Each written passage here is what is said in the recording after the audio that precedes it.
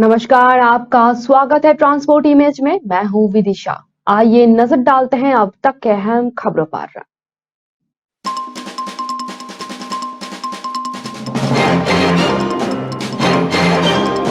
भारत जोड़ो यात्रा रैप से इस लड़की ने इंटरनेट पर मचाई सनसनी। नेटिजन्स को याद आई ढिंचैक पूजा की कहानी।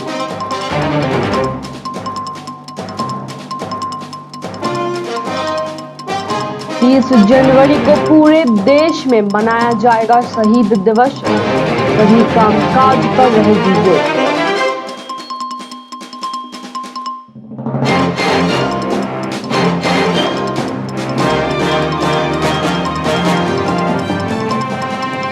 राम मंदिर को लेकर नायब तहसीलदार के बयान पर भड़के अयोध्या के संत।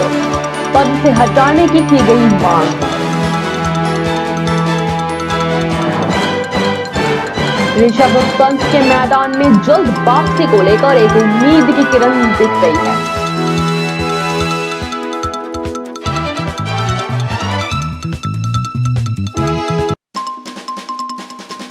पीएम मोदी बृहस्पतिवार को बस्ती में संसद खेल महाकुंभ के दूसरे चरण का करेंगे आगाज।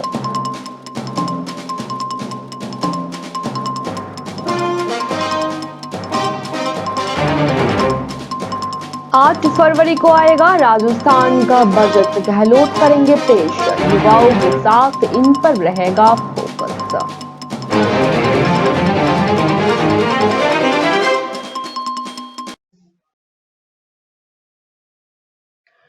आइए जानते हैं खबरें विस्तार से। सोशल मीडिया पर सनसनी मचाने वाली एक लड़की अनम अली है। हाल ही में अनम अली के नाम की एक लड़की ने एक रैप सॉन्ग सोशल मीडिया पर शेयर की है। इसके बाद से लोगों को तुरंत ढिंचैक पूजा की याद आ गई।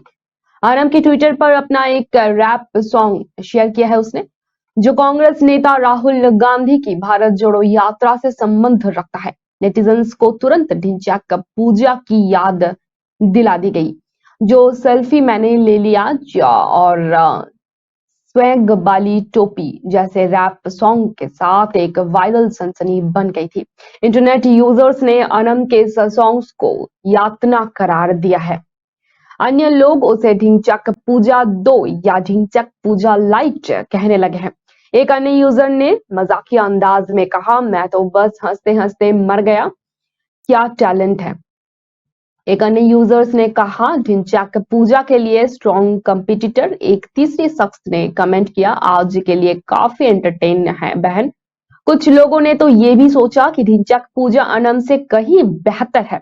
एक यूजर ने कमेंट किया, मैंने हमेशा सोचा था कि ढिंचैक पूजा सबसे घटिया रैप करती है, लेकिन आपका गाना सुनने के बाद मैं समझ गया हूं कि ढिंचैक पूजा इतनी अच्छी रैपर है। एक अन्य यूजर ने कहा, देखने के बाद मेरे पास कहने के लिए एक शब्द है, ढिंचैक पूजा का सम्मान करें। हालांकि नकारात्मक टिप्पणियों के बावजूद अनम का गाना पहले ही वायरल हो चुका है। इसे सोशल मीडिया पर 200 के से भी अधिक व्यूज मिले हैं और हजारों लाइक्स मिल रहे हैं।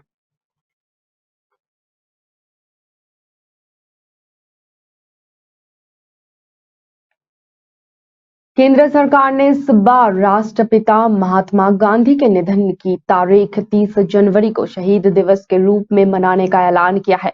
इस दिन पूर्वाह्न 11 बजे से 2 मिनट का मौन रखा जाएगा, जिस दौरान किसी भी तरह के सामान्य कामकाज और आवाजाही पर पूरी तरह से रोक रहेगी। इस बाबत गृह मंत्रालय की ओर से सभी राज्यों और केंद्र शासित प्रदेशों को निर्देश भी जारी कर दिए गए हैं। गृह मंत्रालय की ओर से इस संबंध में 10 जनवरी को एक नोटिफिकेशंस भी जारी कर दिए गए हैं। इस दिन स्वतंत्रता संग्राम में अपने प्राणों की आहुति देने वाले सभी शहीदों को 2 मिनट का मौन रखकर याद किया जाएगा। पूरा देश 2 मिनट मौन रखकर इन सभी शहीदों को अपनी श्रद्धांजलि देगा। मौन की अवधि शुरू होने तथा समाप्ति होने की सूचना सायरन बजाकर या आर्मी गन के जरिए दी जाएगी। सायरन की आवाज सुनने के बाद सभी लोगों को अपनी जगह पर खड़े होकर मौन धारण करना होगा। यहाँ सायरन उपलब्ध नहीं होगा, वहां 2 मिनट के मौन संबंधी निर्देश जारी किए जा सकते हैं। आमतौर पर देखा जाता है कि कुछ दफ्तरों में लोग 2 मिनट के मौन के दौरान सामान्य रूप से अपने कामकाज में जुटे रहते हैं। इसको लेकर भी सख्ती के निर्देशों का पालन कराने के लिए आदेश दिए गए हैं। सभी राज्य और केंद्र शासित प्रदेशों को ये सूचित और सुनिश्चित करना है कि शहीद दिवस को गंभीरता से लिया जाए।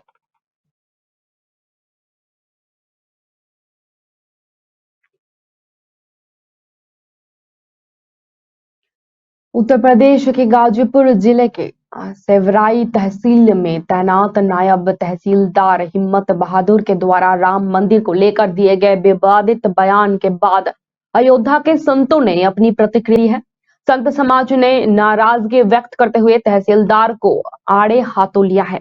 रामलीला के प्रधान पुजारी आचार्य सत्येंद्र दास ने गाजीपुर के नायब तहसीलदार को महमूद करार देते हुए नास्तिक बताया।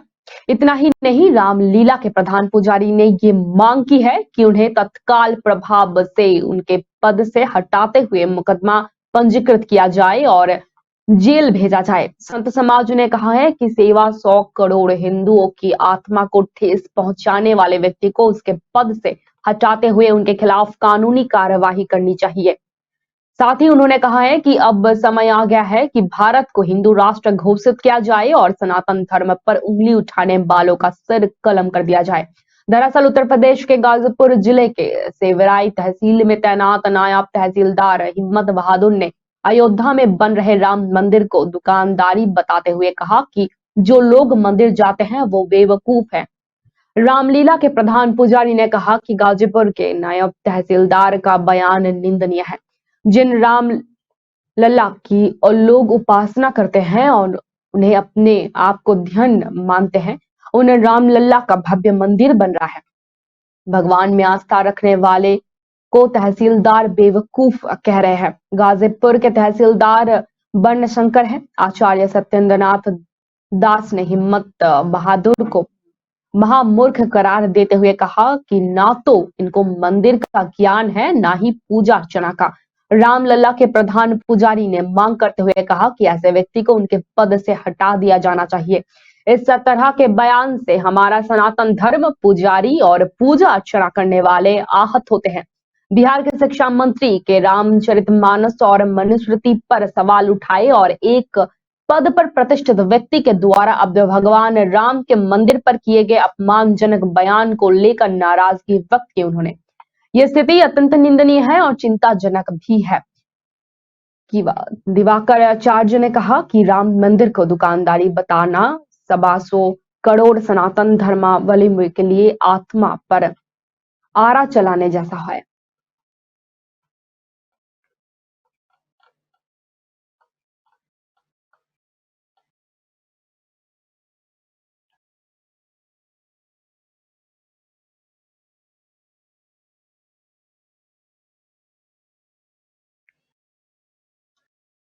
ऋषभ पंत को लेकर लगातार आ रही दिल तोड़ने वाली खबरों के बीच उनके मैदान में जल्द वापसी को लेकर एक उम्मीद की किरण दिख रही है।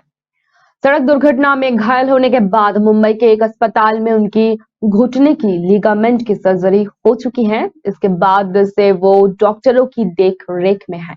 अब खबर ये है कि उन्हें हॉस्पिटल से जल्द डिस्चार्ज किया जा सकता है। रिपोर्ट के मुताबिक पंत के दाएं घुटने के लिगामेंट की 2 सफल सर्जरी हुई है। उनकी सर्जरी करने वाले डॉक्टर को उम्मीद है कि पंत की बाकी लिगामेंट इंजरी खुद ही ठीक हो जाएगी। इतना ही नहीं, इस रिपोर्ट में यह भी बताया गया है कि पंत जल्द ही अस्पताल से डिस्चार्ज भी हो सकते हैं। सूत्रों के हवाले से लिखा है कि पंत को 2 हफ्ते बाद अस्पताल से छुट्टी दी जा सकती है। इसके बाद उनका रिहैब का प्लान तैयार किया जाएगा। सब ठीक रहा तो वो 2 महीने में अपना रिहैब शुरू कर सकते हैं। ऐसा अगर हुआ तो उनका मैदान पर कमबैक जल्द ही होगा और शायद अक्टूबर-नवंबर में होने वाले वनडे विश्व कप से पहले वो ठीक हो जाएंगे और कंफर्टेबल क्रिकेट खेलने के लायक फिटनेस हासिल कर लेंगे। हालांकि ये सब उनके रिहैब पर निर्भर करता है। सूत्रों के मुताबिक लिगामेंट इंजरी को ठीक होने में कम से कम 6 हफ्तों का वक्त लगता है। इसके बाद रिहैब और स्ट्रेंथ ट्रेनिंग शुरू होगी। फिर 2 महीने बाद ये जांचा और परखा जाएगा कि वो अभी खेल सकते हैं या नहीं। पंत को भी ये पता है कि इस तरह की चोट के बाद वापसी में वक्त लगता है। इस दौरान उनके काउंसलिंग भी होगी। उन्हें कम से कम 4 से 6 महीने का वक्त क्रिकेट खेलने में लग सकता है। हालांकि अच्छी बात यह है कि उन्हें और सर्जरी की जरूरत शायद ना पड़े। ऐसे में उनकी कमबैक की राह थोड़ी आसान हो सकती है। बता दें कि बीते 30 दिसंबर को ऋषभ पंत जब दिल्ली से अपनी मां से मिलने रुड़की जा रहे थे तो रास्ते में ही उनकी कार का एक्सीडेंट हो गया था। उनकी जान तो बच गई लेकिन काफी चोटें आई थी। उनका शुरुआती इलाज देहरादून में हुआ। इसके बाद बेहतर इलाज और लिगामेंट की सर्जरी के लिए उन्हें एयरलिफ्ट कर मुंबई लाया गया।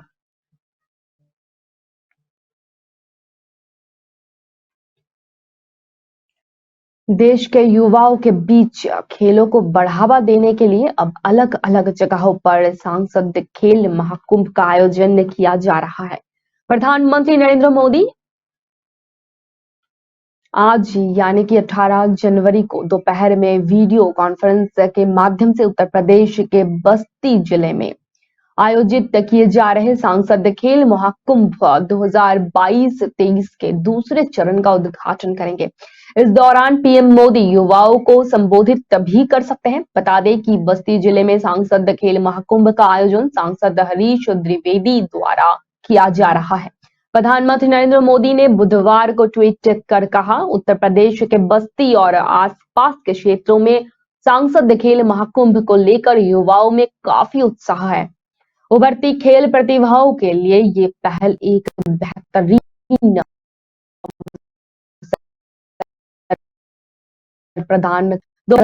उद्घाटन का सुअवसर मिलेगा। पीएमओ के मुताबिक संसद खेल महाकुंभ 2022-23 का आयोजन 2 चरणों में किया जा रहा है। खेल महाकुंभ के पहले चरण का आयोजन 10 से 16 दिसंबर 2022 के दौरान किया गया और दूसरे चरण का आयोजन 18 जनवरी से 28 जनवरी 2023 के दौरान किया जाएगा। इस खेल महाकुंभ में कुश्ती, कबड्डी, खो, basketball, football, hockey, volleyball, badminton, table tennis जैसे इंडोर और आउटडोर प्रकार की खेल स्पर्धाओं में विविध प्रतियोगिताओं का आयोजन किया जाता है। इनके अलावा निबंध लिखने, चित्रकला, रंगोली बनाना आदि प्रतियोगिताओं का भी आयोजन इन खेल महाकुंभ के दौरान किया जाता है। प्रधानमंत्री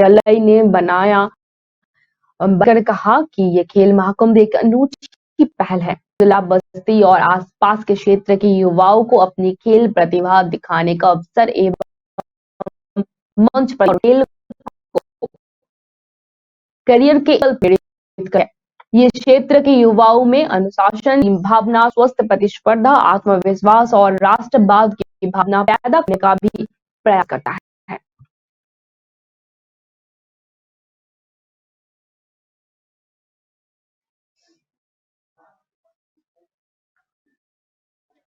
राजस्थान के अशोक गहलोत सरकार अपना बजट आगामी 8 फरवरी को पेश करेगी। इस बार बजट में पूरा फोकस युवा, महिलाओं और खिलाड़ियों सरकार बजट की तैयारियों में जुटी हुई है। बजट को लेकर विभागों से जानकारियां मांगी जा चुकी है। गहलोत सरकार के मौजूदा कार्यकाल का आखिरी बजट होगा। दिसंबर माह में विधानसभा चुनाव को देखते हुए राजस्थान बजट 2023-24 के लोक लुभावना होने के पूरे आसार जताए जा रहे हैं। विधानसभा चुनावों को देखकर बजट में कई बड़ी घोषणाएं कर सकते हैं। सीएम अशोक गहलोत ने मंगलवार कार्य समापन के बाद कॉन्फ्रेंस में इसके साझा। इस दौरान गहलोत ने चिंतित तस्वीर में लिए गए बड़े फैसलों की जानकारी देते हुए बताया कि 23 जनवरी से विधानसभा सत्र शुरू होने जा रहे हैं। सीएम गहलोत ने कहा कि कैबिनेट ने सामाजिक सुरक्षा को लेकर प्रस्ताव पास किया है। केंद्र सरकार सामाजिक सुरक्षा का कानून पास करे, इस प्रस्ताव को केंद्र सरकार को भेजा जाएगा। गहलोत ने ओपीएस पर भी देश में बहस कराने की मांग की है। गहलोत ने कहा कि मैं पीएम नरेंद्र मोदी को कहना चाहूंगा कि अब ओपीएस को लेकर देश में बहस होनी चाहिए। देश में सामाजिक सुरक्षा को लेकर कानून बनाना चाहिए। हम इसके लिए लगातार मांग कर रहे हैं। वहीं इस विधानसभा सत्र में गहलोत सरकार राइट टू हेल्थ बिल लाने की भी तैयारी कर रहे हैं। इस बिल के से जुड़े बिंदुओं पर मतभेद मिटाने के लिए चिकित्सा शिक्षा सचिव टी रविकांत की अध्यक्षता में जल्द बैठक भी होगी।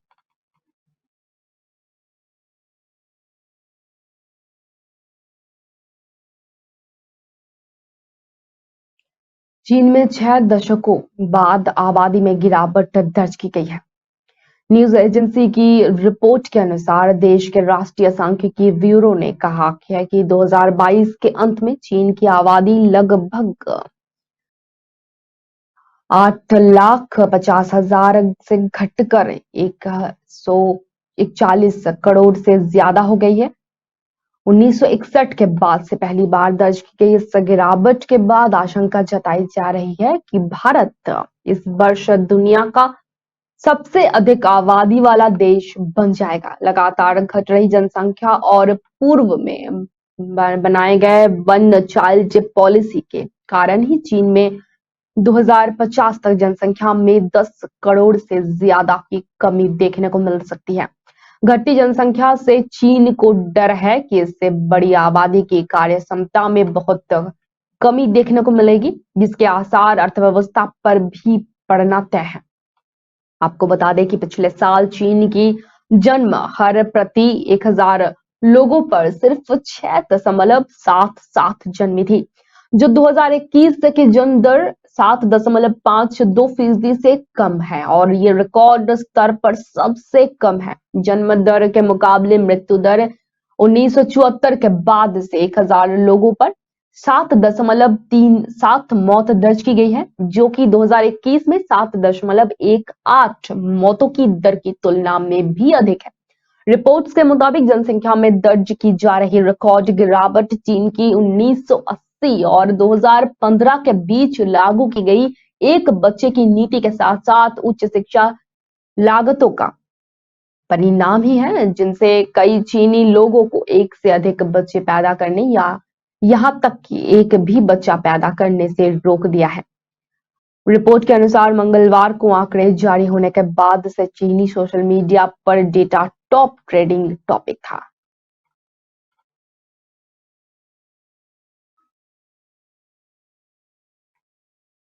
राजधानी दिल्ली समेत पूरे उत्तर भारत में शीतलहर का कहर जारी है। इस बीच दिल्ली के सफदरगंज में बुधवार को न्यूनतम तापमान 2.6 डिग्री सेल्सियस दर्ज किया गया है, जो सामान्य से 5 डिग्री कम है। वहीं मंगलवार को यहां तापमान 2.4 डिग्री दर्ज किया गया था। ठंड व शीतलहर का यह प्रकोप बुधवार को भी जारी हुआ। हालांकि गुरुवार से स्थिति में सुधार होने का अनुमान दिख रहे हैं। मौसम विभाग की भविष्यवाणी के अनुसार मुख्य रूप से पश्चिमी विक्षोभ के प्रभाव में पारे के स्तर ऊपर जाने की संभावना है। आईएमडी के अनुसार न्यूनतम तापमान बुधवार लगभग 3 डिग्री सेल्सियस है, जो कल दर्ज किए गए 2.4 डिग्री से थोड़ा अधिक है। आईएमडी ने यह भी कहा है कि दो पश्चिमी विक्षोभों के प्रभाव से गुरुवार से शीतलहर की तीव्रता में कमी आएगी, जिससे इस क्षेत्र में तेजी से प्रभाव पड़ने की संभावना है। हालांकि आईएमडी ने 19 जनवरी को लेकर हल्की बारिश की संभावना जताई है। मौसम विभाग ने कहा है कि आसमान में आंशिक रूप से बादल छाए रहेंगे और कोहरे की परतें सुबह शहर को बदल देगी। रात में शहर में हल्की बारिश या बूंदाबांदी होगी। इस बीच राजधानी में कोहरे और कम विजिबिलिटी के कारण कई फ्लाइट देरी से चल रही है। वहीं अगले हफ्ते की शुरुआत में भी लोगों की आंधी, बारिश और ओले से परेशानियां बढ़ सकती हैं। आईएमडी ने कहा है कि मौसम की ये गतिविधियां 23 से और 24 जनवरी को अपने पीक पर होगी। इस दौरान हवा की रफ्तार 30 से 50 किलोमीटर प्रति घंटे के आसपास हो सकती है। ये सर्दियों की सीजन की पहली बारिश होगी। इसे लेकर मौसम विभाग ने पहले ही चेतावनी जारी कर दी है।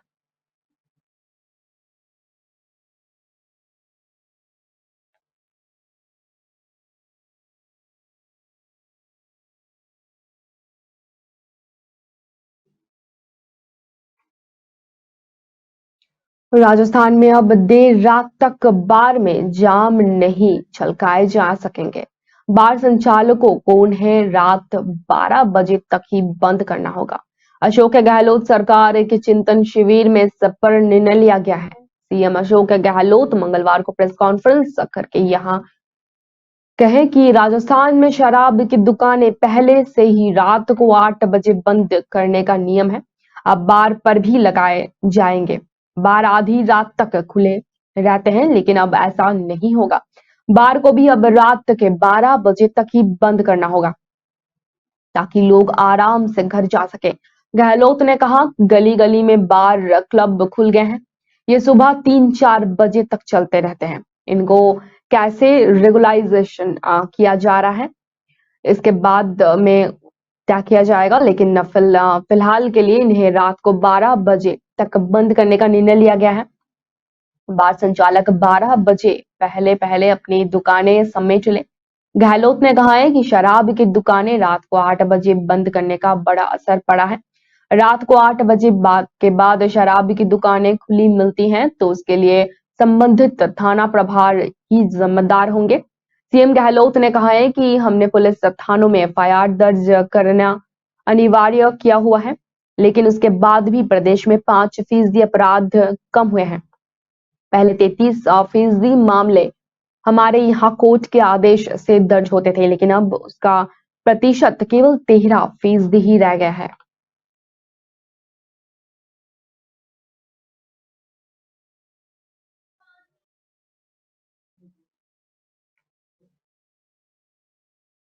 अब तक के लिए इतना ही। धन्यवाद।